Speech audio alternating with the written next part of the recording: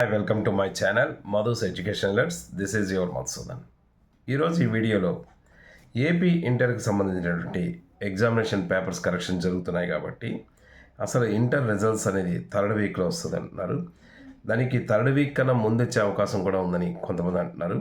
So అసలు inter results అనేవి ఇచ్చే ముందు కరెక్షన్ అనేది పేపర్స్ కరెక్షన్ అనేది ఏ స్టేజ్లో ఉంది, అలాగే పేపర్స్ కరెక్షన్ ఎలా జరుగుతుంది, ఏ సబ్జెక్ట్స్ కంప్లీట్ అయ్యాయి, సబ్జెక్ట్స్ కంప్లీట్ అయిన వాటిలో పేపర్స్ కరెక్షన్ అనేది ఎలా చేశారు, చాలా స్ట్రిక్ట్గా చేశారా, లిబరల్గా చేశారా, ఇవన్నిటి మీద మనం ఈ వీడియోలో షేర్ చేసుకుందాం. బట్ ఎవరైనా ఫస్ట్ టైంగా నా ఛానల్ చూసినట్టయితే ప్లీజ్ సబ్స్క్రైబ్ మై ఛానల్. ఇక విషయంలోకి అయితే ఏపీ ఇంటర్మీడియట్ ఎగ్జామినేషన్ సంబంధించినటువంటి పేపర్స్ అన్నీ కూడా కరెక్షన్స్ ఆయా స్పాట్ సెంటర్స్లో జరుగుతున్నాయి. అయితే ఎగ్జామినేషన్స్ పేపర్స్ కరెక్షన్స్ విషయం తీసుకున్నట్టయితే కొన్ని సబ్జెక్ట్స్ పరంగా మనం చూసుకున్నట్టయితే సెంటర్స్ అనేవి కొన్ని చిన్న సెంటర్స్ ఉన్నాయి, కొన్ని పెద్దవి ఉన్నాయి. యాక్చువల్ జిల్లా వైజ్గా పెట్టారు. ఇప్పుడు మనకి విశాఖపట్నం, రాజమండ్రి, విజయవాడ అటువంటి పెద్ద పెద్ద సెంటర్స్ ఉన్నాయి, అలాగే చిన్న సెంటర్స్ ఉన్నాయి. ఇప్పుడు చిన్న సెంటర్స్ విషయం తీసుకున్నట్టయితే ఎకనామిక్స్, కామర్స్, అలాగే హిస్టరీ, సాంస్క్రిట్ ఇటువంటి పేపర్స్ అన్నీ కూడా corrections already both first year and second year రెండు కూడా కంప్లీట్ అయిపోయాయి.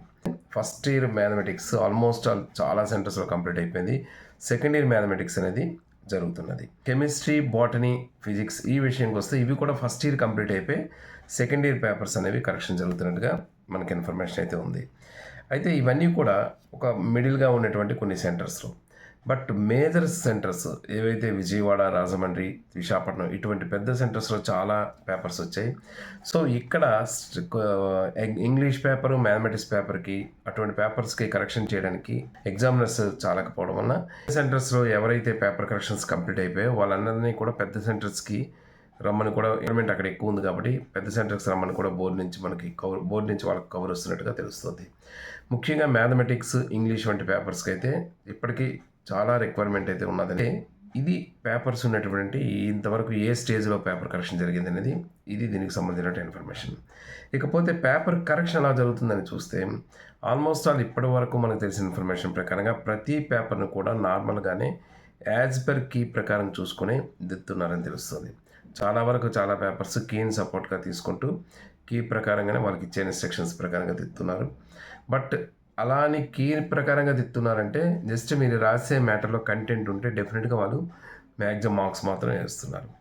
ఎస్పెషల్లీ సెకండ్ ఇయర్ స్టూడెంట్స్ ఎవరైనా సరే మరి ఏమాత్రం కంటెంట్ రిలేటెడ్ మ్యాటర్ రాస్తే వాళ్ళకి మ్యాక్సిమం మార్క్స్ అనేది మాత్రం పడుతున్నట్టుగా చెప్తున్నారు.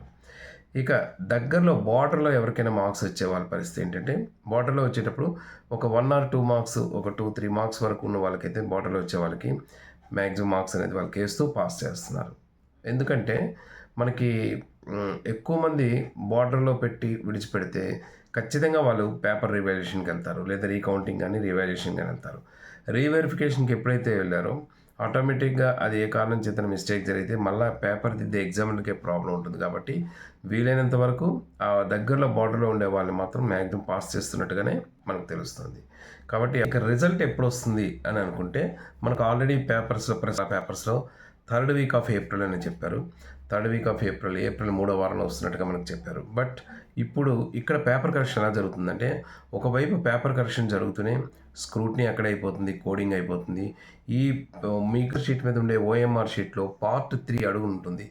ఈ షీట్ని యాక్చువల్గా ఏంటంటే ఇవన్నీ కూడా మనకి బోర్డుకి వెళ్ళిన తర్వాత బోర్డు వాళ్ళు దీన్ని మొత్తం వెరిఫై చేసి దీన్ని స్టూడెంట్స్కి అలాట్మెంట్ అనేది జరుగుతుంది.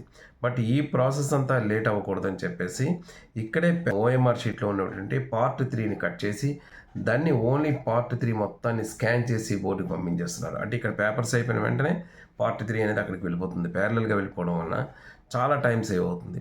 సో అక్కడ వాళ్ళు ఏం చేస్తున్నారంటే బోర్డు దగ్గర ఈ పార్ట్ 3 పేపర్కి సంబంధించిన వర్క్ అంతా కూడా అక్కడ కంప్లీట్ చేసి మనకి ఎర్లీగా రిజల్ట్ ఇచ్చే అవకాశాలు అయితే కనిపిస్తున్నాయి.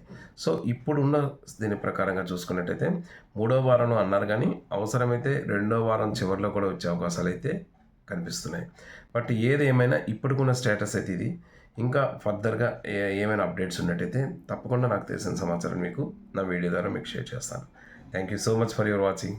This is your Madhusudan. Thank you.